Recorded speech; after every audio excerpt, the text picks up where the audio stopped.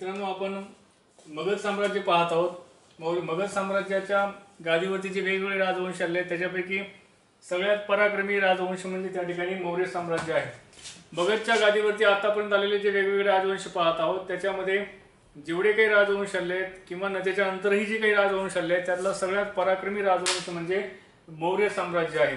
भारताला खऱ्या अर्थानं भारताच्या नकाशाला ज्या साम्राज्यानं आकार दिला ते आकार देणारं पहिलं साम्राज्य म्हणजे त्या ठिकाणी मौर्य साम्राज्य आहे। मौर्य साम्राज्याचा जो संस्थापक आहे ज्याचं नाव आहे चंद्रगुप्त मौर्य याने इसवी सन पूर्व 322 मध्ये मौर्य साम्राज्याची स्थापना केलेली आहे। आपण जे वेगवेगळे राजवंश पाहिलेले आहेत त्याच्यामधलं जे मौर्यांच्या अगोदरचं जे घराणं आहे ज्याला आपण नंद घराणं म्हणतो, नंद घराण्याचा जो शेवटचा राजा आहे ज्याचं नाव होतं धनानंद, या धनानंदाचा पराभव आर्य चाणक्याच्या मदतीने करून चंद्रगुप्त मौर्य हा मौर्यांच्या गादीवरती आलेला आहे। हा चंद्रगुप्त मौर्याची जी कारकीर्द आहे इसवी सन पूर्व 322 ते इसवी सन पूर्व 298 या दरम्यान चंद्रगुप्त मौर्याने आपली कारकीर्द पार पाडलेली आहे। मित्रांनो, लक्षात घ्या, परीक्षेमध्ये तुम्हाला याच्यावरती अनेक वेळा प्रश्न आलेले आहेत, त्यापैकीच हे सगळे प्रश्न आलेले आहेत आणि हे सगळे मुद्दे अतिशय महत्त्वाचे आहेत। आता चंद्रगुप्ताचं नाव आता बरेच वेळेस ते काय होतं की साहित्यामध्ये भारतीय साहित्य आणि जे ग्रीक साहित्य आहे तत्कालीन या साहित्यामध्ये भारतीय राजांची जी काही नावं आलेली आहेत आणि त्यांचे जे कालखंड आलेले आहेत याबद्दल त्या ठिकाणी बरेच वेळेस त्या ठिकाणी इतिहासकारांमध्ये मतभेद असतात। आता स्ट्रॅबो नावाचा जो विचारवंत आहे, जो प्राचीन इतिहासकार आहे, त्यांनी जे प्रवास वर्णन लिहिले आहेत, ग्रीक आहे तो व्यक्ती, तर त्या स्ट्रॅबोने त्या ठिकाणी चंद्रगुप्ताचे एक नाव जे आहे ते पॉलिब्रोथस असं सांगितलेलं आहे। म्हणजे ग्रीक साहित्यामध्ये चंद्रगुप्ताचा जो उल्लेख आहे तो पॉलिब्रोथस असा कोणी केलेला आहे तर स्ट्रॅबोने केलेला आहे। दुसरी गोष्ट एक महत्त्वाची गोष्ट म्हणजे काय तर आपल्याला माहिती आहे की ब्रिटिश कालखंडामध्ये एशियाटिक सोसायटी ऑफ बेंगॉल या संस्थेची स्थापना झाली, जे प्राचीन भारताच्या इतिहासाच्या संदर्भामध्ये संशोधन, संवर्धन आणि त्याच्या संदर्भामध्ये त्याचा व्यवस्थितरित्या संशोधनात्मक अभ्यास करण्यासाठी स्थापन करण्यात आलेली ती संस्था होती। या संस्थेचा जो प्रमुख होता सर विल्यम जोन्स नावाचा जो व्यक्ती आहे, या व्यक्तीने पहिल्यांदा असं सिद्ध केलं की ग्रीक साहित्यामध्ये आढळणारा सॅन्ड्रोकोटस नावाचा जो शब्द आहे, सॅन्ड्रोकोटस आणि पॉलिब्रोथस हे जे ग्रीक साहित्यामध्ये भारतीय एका व्यक्तीबद्दल आलेले शब्द आहेत, तर तो व्यक्ती दुसरा तिसरा कुणी नसून तो मौर्यांचा संस्थापक असलेला जो चंद्रगुप्त मौर्य आहे हाच तो आहे असं त्या ठिकाणी सांगितलेलं आहे। सांगण्याचं तात्पर्य हे आहे की आपल्याला साहित्यामध्ये असं सांगितलं आतापर्यंत जो काही भारताचा इतिहास होता त्या भारताचा इतिहास हा चंद्रगुप्त मौर्य हा किती पराक्रमी होता याचं वर्णन जे आहे ते आपल्याला जे ग्रीक साहित्यात जर पाहायचं असेल तर ते आपल्याला आतापर्यंत बरेचसे अडथळे होते, परंतु सर विल्यम जोन्सने सांगितलं की सॅन्ड्रोकोटस म्हणजेच चंद्रगुप्त मौर्य, त्याच्यामुळे आपण जो चंद्रगुप्त मौर्याचा जो कालखंड जो निश्चित करू शकलो तो निश्चित करण्यासाठी ही वाक्य अतिशय महत्त्वाचं ठरलेलं आहे। परीक्षेच्या दृष्टिकोनातून तुम्हाला हाही प्रश्न महत्त्वाचा आहे की ग्रीक साहित्यामध्ये येणारं सॅन्ड्रोकोटस नाव हे चंद्रगुप्त मौर्याच्या संदर्भातलं आलेलं आहे असं सर्वप्रथम कोणी सांगितलं तर ते सर विल्यम जोन्सने सांगितलं। दुसरी गोष्ट म्हणजे काय तर चंद्रगुप्त मौर्याने चाणक्याच्या मदतीनं साम्राज्याची स्थापना केली। तो बलाढ्य मौर्य साम्राज्याचा संस्थापक आहे, तो भारताचा पहिला सम्राट आहे। आता हे साम्राज्याचा संस्थापक झाल्याच्या नंतर पहिल्यांदा चंद्रगुप्त मौर्याने आपली जी काही समजा राज्याची जी सुरुवात आहे म्हणजे राज्य स्थापन करण्यासाठी जी काही आगेकूच आहे ही पंजाबच्या प्रांतापासून केलेली आहे। पंजाबच्या परिसरामध्ये त्यावेळेस आपल्याला माहिती आहे की जो सेल्युकस जो अलेक्झांडर द ग्रेट होता याचे नुकतेच आक्रमण झालेले होते आणि त्या आक्रमणाच्या पार्श्वभूमीवरती तो परिसर पूर्णतः त्या ठिकाणी ग्रीकांच्या आक्रमणाच्या छायेखाली होता। आता या परिस्थितीमध्ये त्यांनी पंजाबच्या प्रांतामध्ये तो प्रांत जिंकण्याचा प्रयत्न केला, परंतु चंद्रगुप्त मौर्याला सुरुवातीला त्याच्यामध्ये अपयश आलेलं आहे। त्याच्यानंतर त्यांनी मगधवरती विजय मिळवण्याचा प्रयत्न केला आणि याच्यामध्ये मात्र चंद्रगुप्त मौर्याला इसवी सन पूर्व 322 मध्ये चंद्रगुप्ताने मौर्य साम्राज्य जिंकले, मगध साम्राज्य जिंकले। आता हे 322 हे प्रकरण आहे। आता या दरम्यानच्या काळामध्ये मगधवरती अधिसत्ता प्रस्थापित झाल्याच्या नंतर चंद्रगुप्त मौर्याने पहिल्यांदा मगधची प्रशासन व्यवस्था नीट लावली।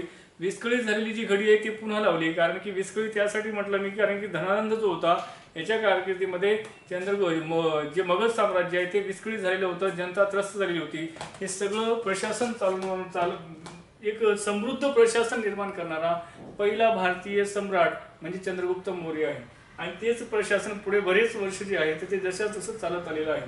तर चंद्रगुप्त मौर्याच्या काळातली दुसरी एक महत्त्वाची घटना म्हणजे काय, तर सेल्युकस निकेटर सोबतचा संघर्ष. आपल्याला माहिती आहे की इसवी सन पूर्व 326 मध्ये जो ग्रीकचा राजा जो होता बॅबिलोनियाचा, तो होता त्या ठिकाणी अलेक्झांडर द ग्रेट किंवा सिकंदर. याने इसवी सन पूर्व 326 मध्ये भारतावरती स्वारी केली होती. त्यानंतर भारतामधून भारत जिंकण्यासाठी तो आलेला जो व्यक्ती होता, परंतु त्याला भारत जिंकण्याचं स्वप्न अधुरं ठेवून अलेक्झांडरला परत मायदेशी जावं लागलं आणि तिथे जाताना त्याचा मृत्यू झाला. आणि त्याच्यानंतर अलेक्झांडरच्या नंतर जो अलेक्झांडरचा जो प्रतिनिधी बनला त्याचं नाव आहे सेल्युकस निकेटर, जो अलेक्झांडरचा त्या ठिकाणी सेनापती होता. सेल्युकस निकेटरने मौर्य साम्राज्यावरती आक्रमण केलं. इसवी सन पूर्व 305 मध्ये सेल्युकस निकेटर आणि चंद्रगुप्त मौर्य यांचा संघर्ष झाला. या संघर्षामध्ये चंद्रगुप्त मौर्यांनी सेल्युकस निकेटरचा पूर्णपणे पराभव केला आणि तो पराभव केल्याच्या नंतर दोघांमध्ये एक तह झाला. या तहानुसार सेल्युकस निकेटरने आपली मुलगी जी आहे, जिचं नाव होतं हेलेना, हिचा विवाह जो आहे तो चंद्रगुप्त मौर्यासोबत लावून दिला आणि दोघांमध्ये वैवाहिक संबंध प्रस्थापित झाले. त्याच्यानंतर चंद्रगुप्त मौर्यांनी आपल्याकडील जे 500 हत्ती आहेत, हे 500 हत्ती सेल्युकस निकेटरला भेट म्हणून दिले. पुढची गोष्ट म्हणजे काय, या युद्धाचा एक महत्त्वाचा परिणाम म्हणजेच काय, तर यामध्ये चंद्रगुप्त मौर्यांचा काय फायदा झाला, तर चंद्रगुप्त मौर्याला जे आहे तर ते हेरात असेल, काबूल असेल, कंधार असेल इथपर्यंत आणि मकरान इथपर्यंतचे जे 4 प्रदेश आहेत, हे 4 प्रदेश चंद्रगुप्त मौर्याला प्राप्त झालेले आहेत. म्हणजे मित्रांनो, सांगायचे तात्पर्य हे आहे की तुम्हाला परीक्षेमध्ये याच्यामध्ये विचारलं जातं की सेल्युकस निकेटर सोबतच्या संघर्षामुळे चंद्रगुप्ताच्या साम्राज्याच्या सीमा कुठपर्यंत पसरल्या, तर चंद्रगुप्ताच्या साम्राज्याच्या सीमा आजचा संपूर्ण अफगाणिस्तान पर्यंत पसरलेला आहे. कारण की हेरात असेल, काबूल असेल, कंधार असेल, मकरानची किनारपट्टी असेल, या सगळ्या ज्या काही सीमा त्या अफगाणिस्तानच्या मधल्या ह्या सगळे भाग आहेत. आणि त्याच्यामुळे इराक आणि अफगाणिस्तान इथपर्यंत सीमा चंद्रगुप्त मौर्याच्या साम्राज्याच्या पसरल्या. हे अत्यंत महत्त्वाचा जो काही पॉईंट आहे हा सेल्युकस निकेटरशी संबंधित आहे. दुसरी गोष्ट म्हणजे चंद्रगुप्त मौर्याने या लढाईच्या माध्यमातून ग्रीकांसोबत वैवाहिक संबंध जोडले. ही एक महत्त्वाची गोष्ट आहे. त्यामुळे चंद्रगुप्त मौर्याच्या काळामध्ये आणि नंतर ग्रीकांची आक्रमणं जी आहेत ती मौर्य साम्राज्यावरती पर्यायानं भारतावरती झाली नाही. म्हणजे हा सुद्धा एक महत्त्वाचा परिणाम या ग्रीकांच्या स्वारीचा भारतावरती झालेला आहे. तिसरी गोष्ट म्हणजे काय, तर आपल्या मैत्रीचं प्रतीक म्हणून सेल्युकस निकेटरनं आपला एक प्रतिनिधी ज्याचं नाव होतं मेगास्थनीस, या मेगास्थनीसला सेल्युकस निकेटरनं चंद्रगुप्त मौर्याच्या दरबारामध्ये आपला राजदूत म्हणून पाठवले. मित्रांनो, याचाच परिणाम असा झाला की चंद्रगुप्त मौर्याच्या दरबारामध्ये राजदूत म्हणून काम करत असताना मेगास्थनीसनं चंद्रगुप्त मौर्याच्या संपूर्ण कारकिर्दीचा बारकाईनं अभ्यास केला. त्यावेळेसच्या भारतीय समाजाचा चांगला अभ्यास केला आणि भौगोलिक, राजकीय, आर्थिक, सामाजिक अशा सर्व प्रकारच्या त्या ठिकाणी स्थितीचा अभ्यास करून इंडिका नावाचा ग्रंथ जो आहे हा मेगास्थनीसने लिहिलेला आहे. म्हणजे भारताविषयीची माहिती देणारा सगळ्यात चांगला पुरावा परकीय म्हणजे काय, तर इंडिका नावाचा ग्रंथ आहे. हा इंडिका नावाचा ग्रंथ चंद्रगुप्त मौर्याच्या दरबारामध्ये राजदूत म्हणून आलेला मेगास्थनीसने लिहिलेला आहे. याने भारतीय समाजाचं वेगळ्या पद्धतीने वर्णन केलं आहे. त्याच्यावरती सुद्धा राज्यसेवेला प्रश्न आलेला आहे. तर आता याच्यानंतर काय झालेलं आहे, तर चंद्रगुप्त मौर्यांनी आपल्या कारकिर्दीमध्ये वेगवेगळे सिंचनाच्या व्यवस्था सुद्धा पाहिलेल्या आहेत. त्याच्यामुळे तुम्हाला सांगता येईल की गुजरात जे आहे, ज्याला आपण सौराष्ट्र म्हणतो, या सौराष्ट्रामध्ये सुदर्शन तलाव बांधण्याचं काम सुद्धा चंद्रगुप्त मौर्याने केलेलं आहे. म्हणजेच काय, प्राचीन कालखंडामधला पहिलं विशाल साम्राज्य निर्माण करणारा राजा म्हणजे चंद्रगुप्त मौर्य आहे. प्राचीन भारतातला पहिला सम्राट म्हणजे चंद्रगुप्त मौर्य आहे. त्याच्यानंतर चंद्रगुप्त मौर्यांच्या कारकिर्दीमध्ये सुदर्शन तलावाची निर्मिती झाली.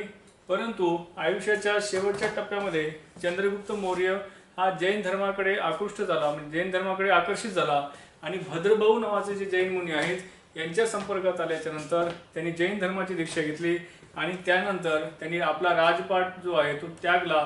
त्यांचा जो मुलगा आहे बिंदुसार, या बिंदुसाराकडे आपल्या राज्याची सगळी सूत्र दिली आणि चंद्रगुप्त मौर्याने राज्याचा त्याग करून ते आयुष्याचा जो शेवट आहे तर तो कर्नाटकमध्ये श्रवण बेळगोळ नावाचं जे ठिकाण आहे त्या ठिकाणी त्यांनी उपोषणाच्या माध्यमातून त्यांनी आपल्या देहाचा शेवट जो आहे तर तो तिथंच कर्नाटकमध्ये केला. सांगण्याचं तात्पर्य जे आहे की एक चंद्रगुप्त मौर्य हा जैन धर्माचा उपासक होता. चंद्रगुप्त मौर्याने पहिलं साम्राज्य निर्माण केलं भारतातलं. हे सगळ्या गोष्टी चंद्रगुप्त मौर्याशी संबंधित आहेत. परीक्षेसाठी महत्त्वाच्या गोष्टी आहेत या, आणि या आपण आतापर्यंत पाहिलेल्या आहेत. दुसरी गोष्ट म्हणजे चंद्रगुप्त मौर्याच्या नंतर जो दुसरा राजा झालेला आहे त्याचं नाव आहे त्या ठिकाणी बिंदुसार. बिंदुसार हा चंद्रगुप्त मौर्याचा मुलगा होता. चंद्रगुप्त मौर्याच्या नंतर साधारणतः इसवी सन पूर्व 298 ते इसवी सन पूर्व 273 या दरम्यान बिंदुसार हा मौर्यांचा दुसरा राजा गादीवरती आलेला आहे. आता हा बिंदुसार जो आहे हा बिंदुसार जैन साहित्य, बौद्ध साहित्य, ग्रीक साहित्य या साहित्यामध्ये त्या ठिकाणी वेगवेगळ्या नावांनी ओळखला जातो. त्याच्यामुळे बिंदुपाल असेल, सिंहसेन असेल, बिंदुपाल असेल, भद्रसार असेल, अमित्रकोटस असेल, ही जी काही समजा नावं आहेत हे नावं बिंदुसारच्या संदर्भामध्ये आपल्याला साहित्यामध्ये पाहायला मिळतात. लक्षात घेण्यासारखी गोष्ट ही आहे की बिंदुसार हा सुद्धा आपल्या पित्याप्रमाणेच एक पराक्रमी राजा होता. त्याच्यानंतर आपल्या पित्याचे जे राज्य आहे तर ते जसंच तसे ठेवून आणि त्याच्यामध्ये विस्तार करण्याचा प्रयत्न बिंदुसारने आपल्या कारकिर्दीमध्ये केलेला आहे.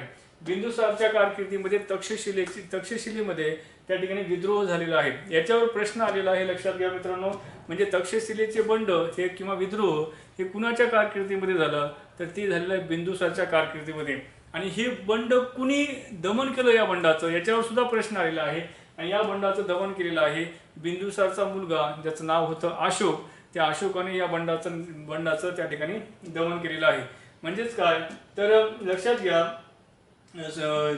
सुशीम आणि त्या ठिकाणी हा अशोक हे दोन जे मुलं आहेत बिंदुसारचे, त्याच्यापैकी जो सुशीम होता तो त्या ठिकाणी तक्षशिलेचा सुभेदार होता आणि अशोक हा उज्जैनीचा सुभेदार होता. अशोक ज्यावेळेस तक्षशिलेमध्ये बंड झालं आणि ते बंड केल्यानंतर सुशीम जो आहे तर तो तक्षशिलेचा बंडाचा बिमोड करण्यामध्ये तो अयशस्वी ठरला. त्याच्यामुळे अशोकला पाठवण्यात आलं आणि अशोकाने त्या बंडाचं यशस्वीरित्या त्या ठिकाणी ते बंड मोडून काढलं. याचा परिणाम असा झाला की अशोकाचा एक राजा म्हणूनचा नंतरचा जो काही दबदबा आहे तर तो वाढला. आपल्याला परीक्षेच्या दृष्टिकोनातून महत्त्वाचं हेच ठेवायचं लक्षात की ते म्हणजे काय तर तक्षशिलेचे बंड बिंदुसारच्या काळात झाले आणि त्याचं दमन मात्र अशोकाने केलेलं आहे. पुढची गोष्ट म्हणजे काय, ग्रीकांचा एक लेखक आहे त्याचं नाव आहे एथेनियस. या एथेनियसच्या म्हणण्यानुसार त्याच्या कारकिर्दीत बिंदुसारच्या समकालीन सिरियाचा जो राजा होता त्याचं नाव आहे अँटिओकस. बिंदुसारच्या समकालीन असणारा सिरियाचा राजा म्हणजे अँटिओकस. आणि या अँटिओकस म्हणजे याच्यामध्ये आपल्याला सांगायचं हे आहे की बिंदुसारनी युरोपियन राजांसोबत किंवा ग्रीक राजांसोबत सुद्धा आपले सलोख्याचे संबंध निर्माण केले होते. तर त्याच्यावर लक्षात घ्या, त्याच्यापैकी त्या ठिकाणी आपल्या सभोवतालच्या राज्यापैकी असणाराच एक भाग म्हणजे त्या ठिकाणी सिरिया.